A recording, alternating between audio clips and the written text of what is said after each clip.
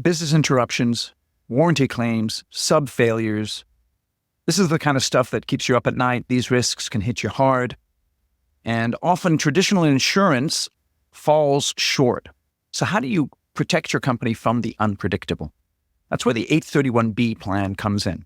Think of it like a 401k for your business, letting you set aside tax-deferred dollars to cover underinsured or uninsured risks, whether it's a lawsuit, supply chain disruption, or that massive warranty issue that you never saw coming.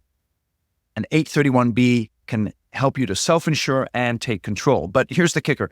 They aren't for everyone. The IRS has been cracking down on captives that don't meet their criteria, and setting one up without understanding the rules could land you in serious trouble.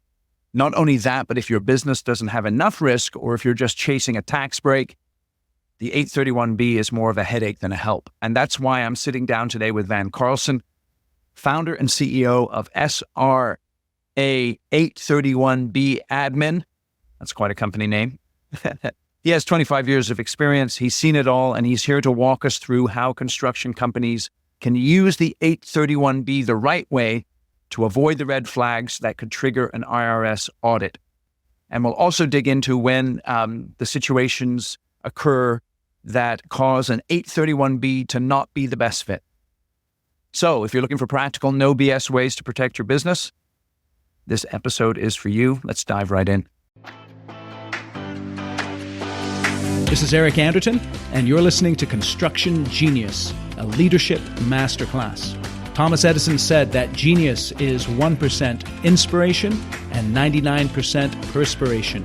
If you're a construction leader, you know all about the perspiration, and this show is all about the 1% inspiration that you can add to your hard work to help you to improve your leadership.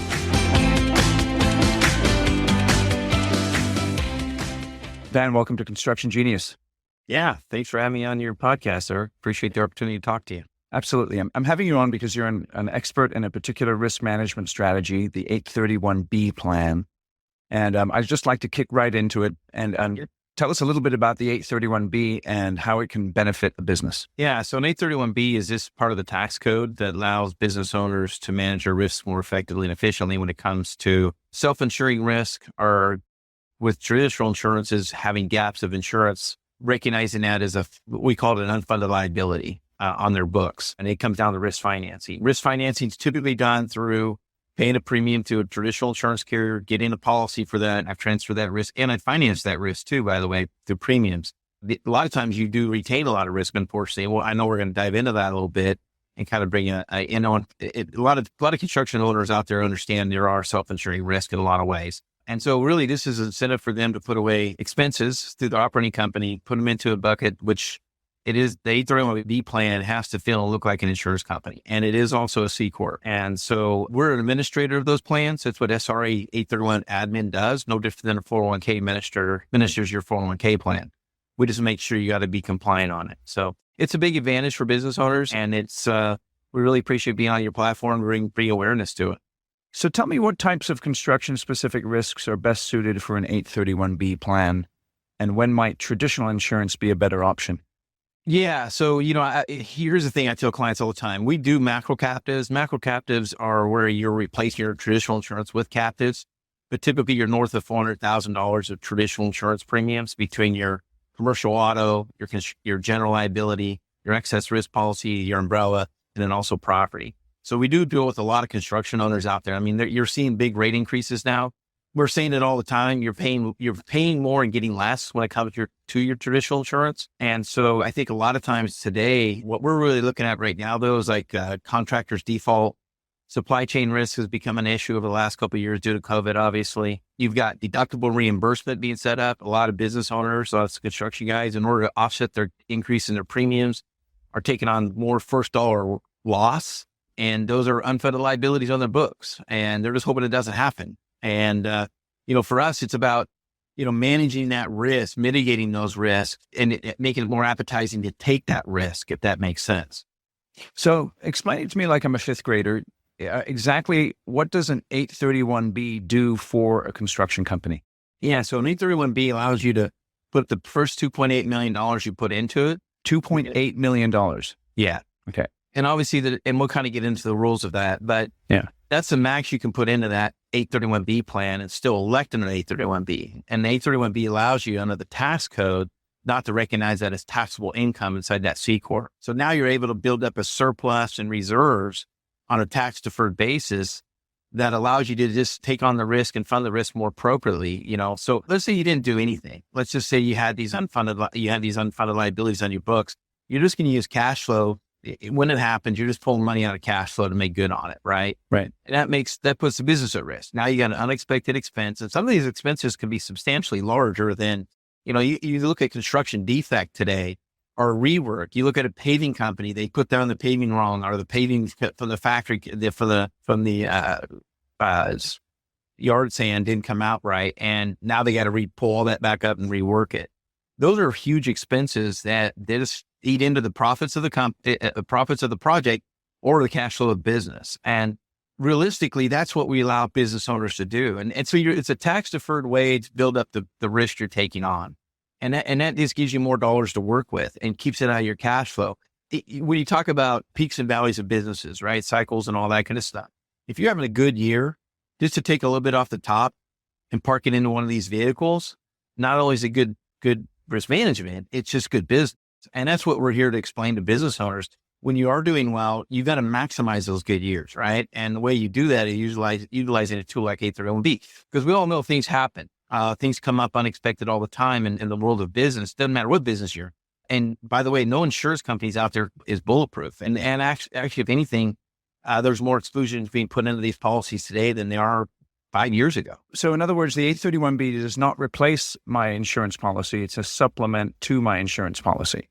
It should be an enhancement. Enhancement. Okay. Yeah. Now, from my understanding, they're called microcaptives. Is that right? Yeah, that's a term the IRS has put on them. There's a macro and a micro. Micros is smaller. Macros, macros are like Microsoft. Microsoft owns a ton of their own insurance companies. So does UPS. Any major publicly traded company owns all their own insurance companies. But in construction, though, if I'm involved, because I have clients who are involved in what I'm assuming here is a macro captive where all of their insurance needs are taken care of through that macro captive. The 831B is not that. That's correct. Okay. We have a lot of those clients that have those products. And we use the 831B to recognize. And by the way, they're taking on a lot of first dollar risk when you go into a macro captive like that. I mean, typically you've had the first 250,000, sometimes as much as $1 million at risk that's on you to make good before your captive even triggers coverage. Yeah. And so we'll fund for that as well. And so we work with a lot of large construction companies all over the country. And like I said, we're just I wouldn't say a supplement, but it just enhances their program, especially with captives, because you got to worry about frequencies. When you're in a captive program, like what you just described, you got to worry about, you don't want to get kicked out. And unfortunately, once you're in there, you got great pricing. It puts you at a great competitive edge over your competitors that aren't doing it. Because why? Your costs of your premiums are far less than them, and you want to stay there. And so one of the ways that we do that is we supplement it to a B. So sometimes they'll say, you know what, I'm not going to turn a claim in on a vehicle if it's less than $25,000 in damage. I'm just not going to do it. So I'm self-insuring that risk. Let's fund that up to where that makes it more palatable for you to take that risk on. So the 831B is not only for companies that have traditional insurance, but that you can also use it if you do have a captive insurance. It's just sort of a mini captive, even if you have the macro captive. Absolutely. We do it quite often. Okay. So, in the last few years, the IRS has scrutinized these plans more closely. So how can construction companies ensure their captives are compliant and not seen as a tax shelter? Yeah, I think, we're risk managers. We hire the CPAs and attorneys. And one of the things I tell business owners all the time is like, well, who's promoting this to you? Is it it's one thing for your CPA to say, hey, you need to look into this as a risk management tool that has tax advantages to it. It's another thing when your CPA is trying to get you to do it, or the CPA is promoting it, or a state tax attorney is trying to promote it to you. I think that's where the motivation. I tell business owners all the time, if you're here to do it as a risk management that has tax advantages, great. But if you're using it for tax advantages and the risk management second, then maybe you should be worried, because that's and let's be honest, the thing's been hijacked by estate tax attorneys. They've been promoting this as an estate tax tool for very, very wealthy clients, obviously. And that's what's really brought the pressure from the IRS. We as Americans, we do what we do. I tell people all the time, the Tea Party was a real thing. We don't like paying taxes, right? I mean, we take a lot of risks to do what we do and so forth. And so when you have the wrong promoters out there promoting it more as a tax strategy over risk management, I think that's where it becomes problematic. And that's where the IRS is going to stare at you. And, we're just not having those conversations today, quite honestly. I mean, this code started in 1986 out of the Tax Reform Act, very similar to the environment we're in today with high rate increases and low. And there's a magazine, Time Magazine has an article that was written in March of 26 of 86. Saying, wake up, America, you're welcome. So something like cancel, your insurance has been canceled. And we're very similar to that market today. Hardening of the market, exclusions are going up, and business owners are just worried about keeping their insurance in place right now. Right. So what are some common mistakes companies make when they're setting up an 831B, especially in the construction industry? I think ownership of it has to be addressed up front. We like the operating company to own the vehicle itself, or we mimic the ownership of the operating company. We don't get cute with that, having the irrevocable trust or trying to hide, who owns this thing, right? I mean, we're very black and white on that. SRA 31B admin is certainly. That's one of the things. Ownership is key. The next one would be what's the motivation? Kind of getting back to what we said earlier. Yeah. I think today it's so different after COVID, leading up to that. We're the largest manager of 831B plan administrator in the country, and we plan on doubling it over the next 3 years. And it's not because of taxes. It's honestly because of the risk management, what's going on in the market. Whether you believe in climate or not, it's just we're living in areas that maybe we weren't living in so much before. Right. But we're going to constantly have more and more climate issues. We're in a more global economy, which means supply chain risk at times are going to be stretched. Right. We're absolutely in a political environment where business owners, construction owners got a ton of political risk today. And, with the EPA and everything that goes on in the world out there. And when you look at their policies, it's just not covering everything they needed to do. That's just the bottom line. Yeah. So how long should a company plan to keep their captive running for it to be financially viable, and specifically the 831B? And what's the risk of using it as a short-term strategy? Well, we do a lot of short-term strategies with it too, just so you know. Here's the thing. Great question. I think from my perspective, it comes down to fees. One of the things I didn't like, I got this in 08 when it was due to the Great Recession. Yeah. I was selling traditional insurance going up to 08. And unfortunately, a lot of my clients were construction companies. Everybody was killing it, right? In 08. Right. Yep. And, unfortunately, I saw those guys know one thing. In the fourth quarter, they would call me and say, hey, Van, what's it going to cost to insure 2 more trucks and another skid steer? Because my CPA says, taxes this year, and I'm going to take advantage of accelerated depreciation. And all they did was bet next year was going to be better than this year because they just leveraged it. And, and that's really when I got into this program. I knew about it, but I wasn't interested in it until something like that happened. And then I saw these pillars of communities, people that supported the baseball teams, the subcontractor guys out there go out of business, unfortunately, because all they knew was leverage. So then what you're saying then is this is like an alternative to you have some extra cash, you're wondering what to do with it. And this is an alternative to going out and buying another piece of equipment to make yourself feel better about your tax bill at the end of the year. Absolutely. It's the best way to mitigate your risk. I mean, you're not taking on more risk doing it that way, which is, again, form of insanity. Every year is not going to be better than the previous year, as we know. Right. So how long should a company plan to keep their captive running it for it to be financially viable? Like I said, the fees are a big one. I think our clients, based on our fee structures, our clients win in the first year based on fees. If you just took over ordinary, hey, if I kept it in my company and retained earnings, paid taxes on it because it's a pass-through, an S-Corp, LLC or whatever, or do I just do this program, creating the expense and drop it into this bucket? What's that performer look like? And we send that out to business owners to review themselves. We don't evaluate their tax liability and any of that kind of stuff. That's on them and their CPAs and their other trusted advisors to look at. We're their risk management, managing their 831B plan. So I would say that. The other thing is when you sell a business, the warranties, we haven't even hit on that. Today, the warranties that business owners have to give that's one of the largest unfunded liabilities on their books. Yep. Is their warranties. Yeah. You got to realize the profit today, but you book the liability into the future. Yep. Where's that money going to come from when you got to pull back? And the reality is just to take a little bit of that profit and park it off to that side into an 831B where you can take a deduction and still retain the money to be able to offset that exposure, that liability. Again, I can't emphasize enough. That is the way you stabilize your business, regardless of it's good time or bad times.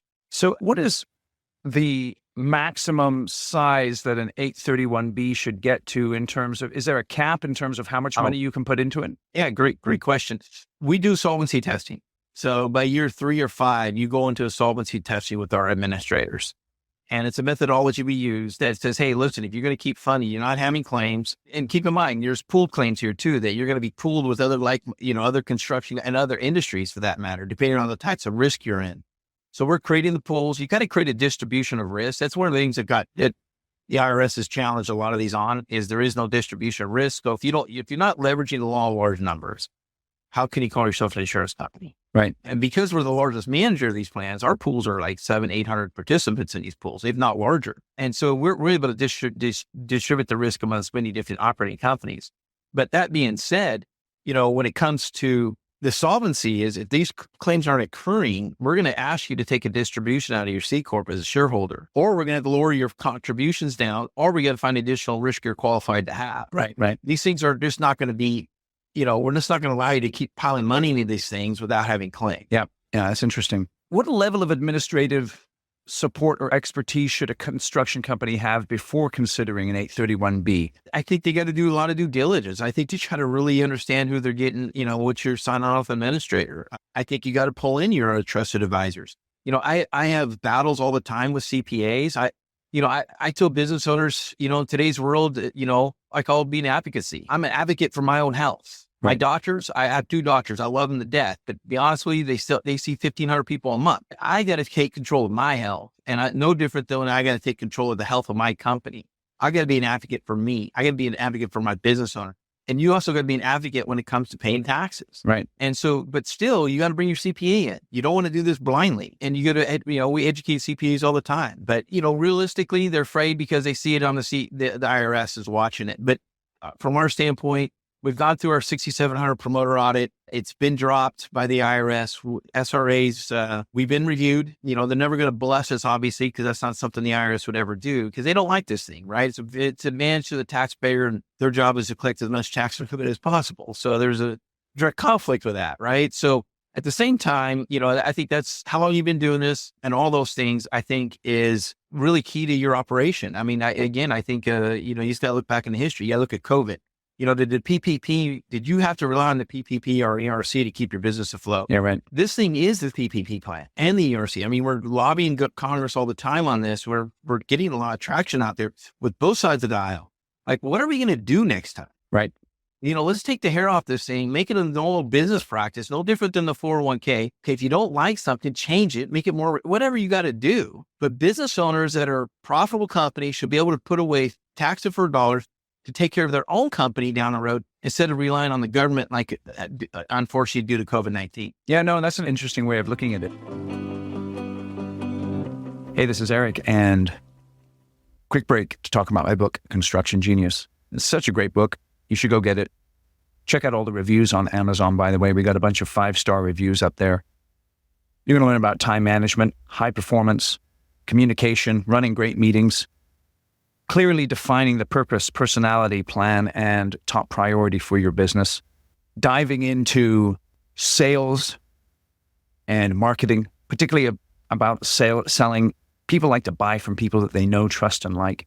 Anyway, tons of stuff in there that's going to tremendously impact your leadership and help people in your company to be better leaders as well. So go buy a copy for every single person in your business. When you do that, you'll see an immediate return on investment when they read and apply what they learn. All right, back to my interview.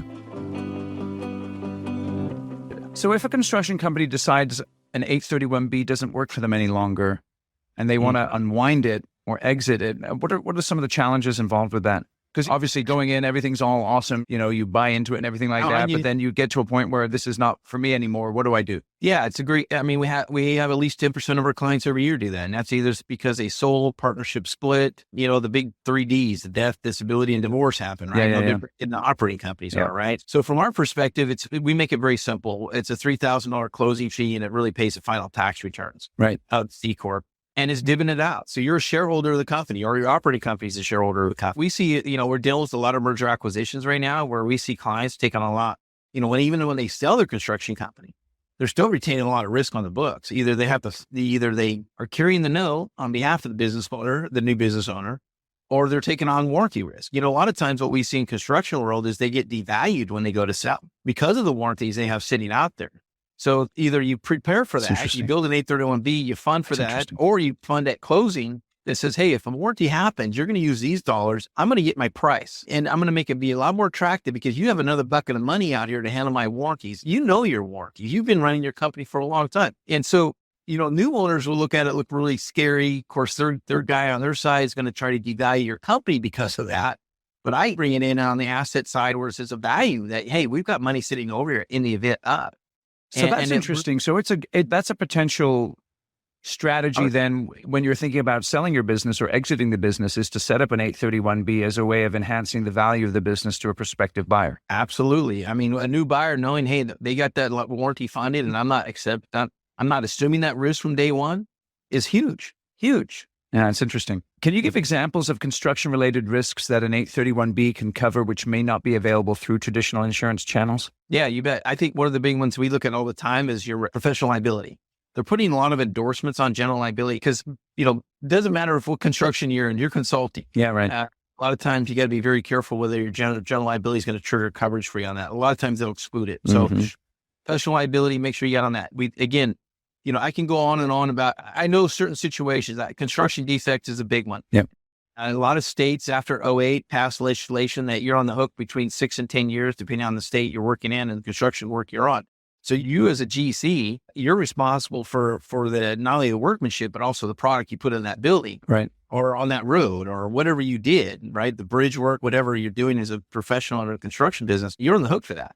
Where's that going to fund from? And that's where you see the devaluation a lot of times coming in on selling because they're talking about construction defect. Right. And you will get sued if you're long enough. If you've been in business long enough in the construction world, you've been sued. Right. And a lot of times you got to worry about that. So we see a lot of dispute resolutions going out there where the general liability is not covering you there's a lot of right to defend clauses in your policies.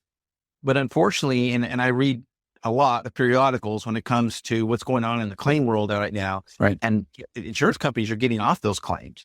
Now you're on the hook for your own legal bills. Where's that money going to come from? Right. And so, those are big ones that we see in our world is dispute resolutions, political risk, dealing with cities, dealing with municipalities. One of the things we get a question of all the time is the bonding. Is this affect my bond? I'm going to show show more expenses in my operating company. Is this going to hurt my bond? And quite honestly, bond companies are sophisticated. They're underwriting a loan essentially, right? I mean, that's how it works. And they love these products. They know you're a little bit more sophisticated in business owner. You get it. You're smarter. You're not spending every dollar you make because why? Because this is really a forced savings account now. Business owners have never had an incentive to save money. They've got all the incentive in the world, like we said earlier, about spending money. This is about saving money.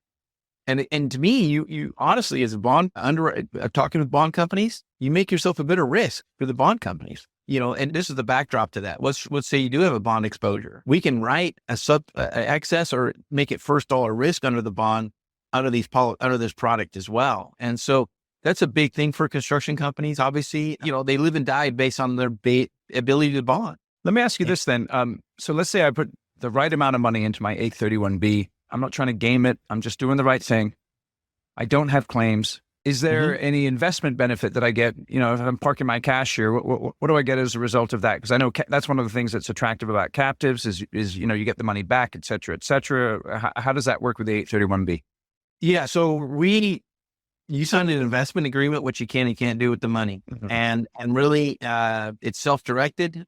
We push all the money back into the clients under the name of that entity, the C Corp's entity and a bank account. Their own financial advisor can manage the money as long as they adhere to our investment agreement that we have between them and us. So, again, these are successful people. They know how to manage the money best. We don't retain that in some kind of pool. We push there's some fees involved, obviously, but once we push all that money into them, it's being managed by them. And absolutely, we call it a reserve or surplus. Reserves that money at risk in any given year under the policies you currently have in place. Once those policies expire, it becomes surplus. We expect that money to be managed, not just sit in a money market account. You can do laddered CDs. You can do the normal bond, ballot, mutual funds, EFT, all that good stuff. We don't ask for illiquid investments. Obviously, we don't put you good in your reserves or surplus in illiquid investments. And quite honestly, these do become lendable dollars down the road to shareholders. And that's something also, too, we see a lot of business owners use it as a supplement to their operating lines. And, when things happen, that they're able to build, turn to this as a form of an operating line versus trying to go down to a bank and get it something underwritten to a loan or something like goes on in the world out there. So there's a lot of advantages to this. So hold on a second. So I can tap that if I need a line of credit then? Yeah, provided you have enough surplus and you've been doing it for couple of years, absolutely. Okay, so if it's been set up right and if it's been funded correctly, then that pool of money it sounds like it's tremendously flexible then. It's not just for yeah, I get that. That's pretty good. And, truthfully, Eric, this is something that's done all over the country, all over the world. This is what big companies do. And what we're trying to do, and man, there are some big companies out there, big construction companies out there, still not even aware of macrocaptives yet. Right. Yeah, it's true. And they're paying a lot of money in premiums. When it comes to that situation, if I put $1 to the traditional insurance company, 40 cents of that is just going towards operations. Yeah. Between the agent, keeping the names on their buildings, right? At least 60 cents, that's really where the macro cap is. So if you're paying $1 million, you can save $400,000 a year, typically in those situations. Right. So again, if you're not even aware of those types of things, you really need to look at that. And we do a really good job. I have a whole nother company and a whole nother team that does that. We work with a lot of great reinsurance carriers.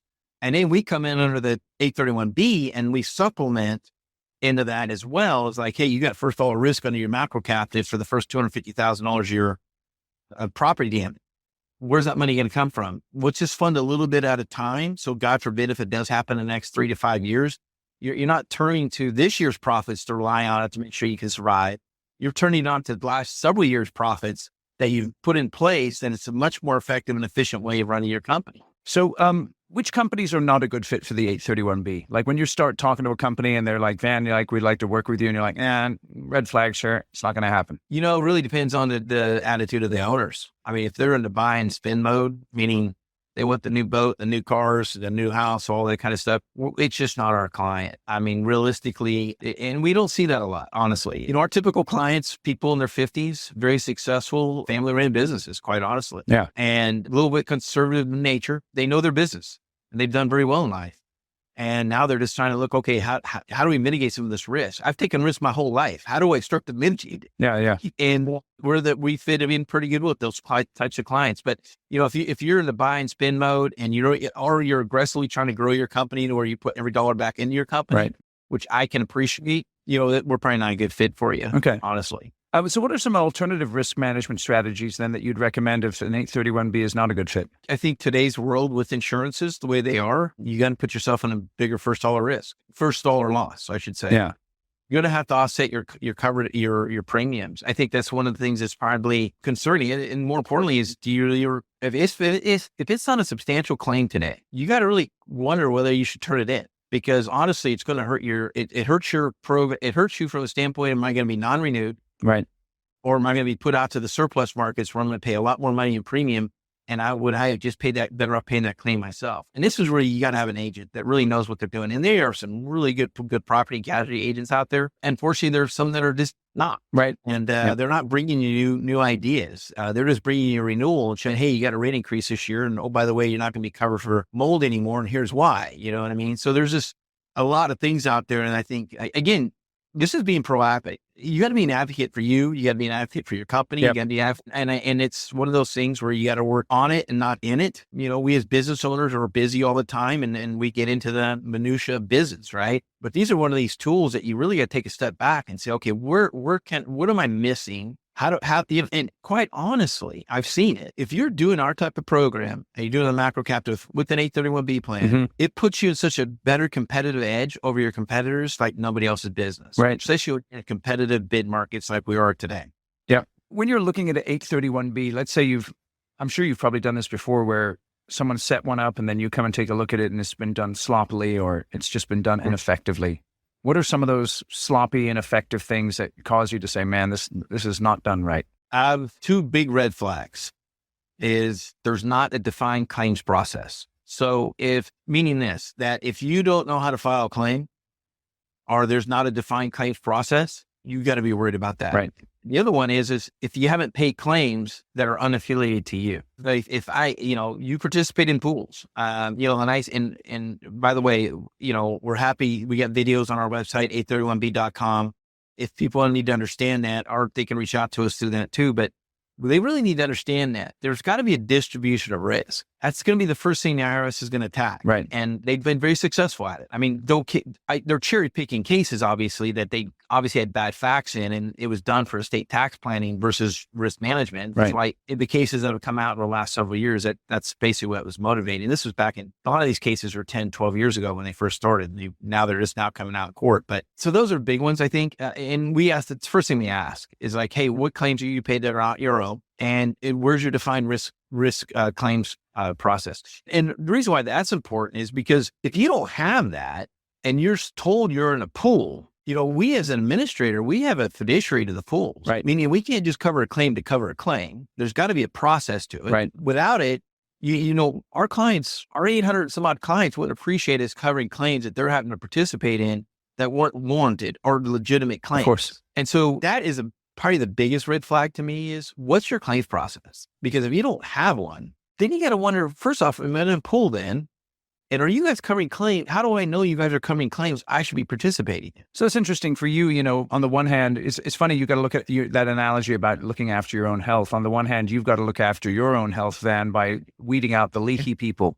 But then on the other hand, when someone's pursuing something like an 831B or thinking about it, they've got to be thinking about the folks that they're doing business with and weeding out the leaky companies that may not be set up right and may not do things right so that they attract the IRS's attention.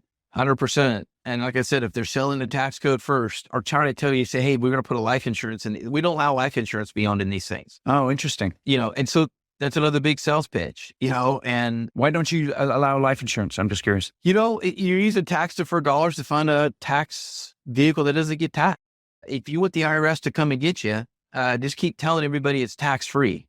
We say it's tax-deferred. Eventually, you're going to pay capital gains on these dollars, right? Or taxes. This is not tax-free, right? It's no different than the 401k, right? That's why we compare the 401k a lot with the 831B. It's a tax deferral program that mitigates your risk while you're operating a company that's real. It's got to look around, and that's got to be. And you bring up a great point. I mean, it comes down to motivation, right? And if your plan administrators out there promoting you, and they're trying to sell you life insurance, I don't know. I just feels like those are red flags to me. I mean, what is their motivation to want to do this?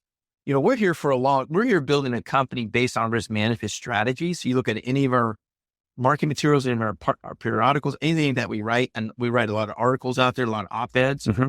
Risk is first with tax advantages. That's what the code was written for. The code was written in 86, really for crop insurance. Farmers are signing themselves self-insuring crop insurance. Yep. We're with a lot of clients today with crop insurance today because there's so many, they don't cover infestation anymore. They don't, they have huge first dollar loss. A lot of times it's 40% of the value of the crop. Yep.